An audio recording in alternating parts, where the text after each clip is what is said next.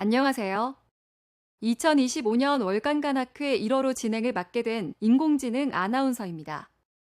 이번 1월호에서는 비형 간염 치료에 관하여 설명드리겠습니다. 예전에 비형 간염은 활성화, 비활성화 단계와 간 기능 이상, 그리고 동반된 간 질환 상태에 따라 치료를 결정하였는데요. 바이러스가 많이 검출되지만 간 손상이 경미하여 경과를 추적하던 면역 관용기에서부터 활성화가 시작되어 간 기능 이상을 보이며 중등도 이상의 염증이 확인되는 활동기 그리고 비활동기로 나누어져 있어서 치료를 결정하게 됩니다. 특히나 간경변증이 이미 확인되거나 간암이 있는 경우 더욱더 치료를 고려해야 합니다. 최근 개정된 가이드라인에서는 그레이존이라는 용어가 나왔는데요. 바이러스 증식 정도와 간 기능 이상이 한 상태에 정확하게 부합하지 않는 상태를 지칭하는 말입니다. 예를 들면 면역 관용기로 추정되는 상태인데 DNA 증폭도가 10의 7제곱보다 낮거나 간 기능이 정상 기준치부터 2배 이하로 상승되어 있는 경우 등이 해당하며 이는 전체 B형 간염 환자의 30%에 해당하는 것으로 조사되었습니다. 그래서 이 그룹에 대한 관심이 높아졌는데요. 이 그레이존이 존재하는 이유는 우리가 검사로부터 알아내는 정보들이 간 내 정확한 염증, 섬유화 단계를 평가하는 데에 한계가 있기 때문입니다. 조직 검사가 제일 좋으나 침습적인 것으로 비침습적인 평가 방법이 많이 제시되고 있습니다.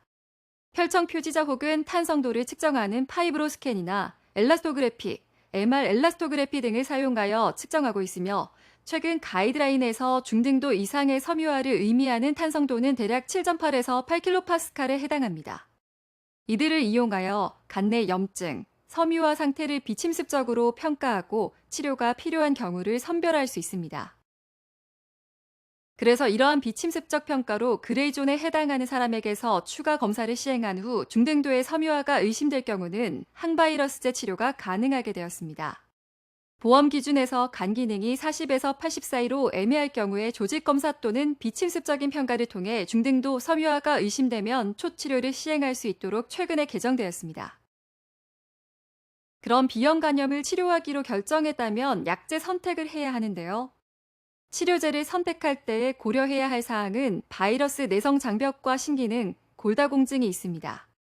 처음 치료 시에 시작할 수 있는 약제는 엔테카비어, 테노포비어, 베시포비어 성분이 있고 내성 장벽이 높은 약제들을 우선시하기 때문에 상기 약제들 중에서 결정을 하게 됩니다. 마지막 내용인데요. 기존의 테노포비어 디소프록실, 즉 TDF 성분을 장기간 사용하는 경우에 일부 골감소증이나 신기능 장애가 발생할 수 있는 것으로 밝혀졌습니다.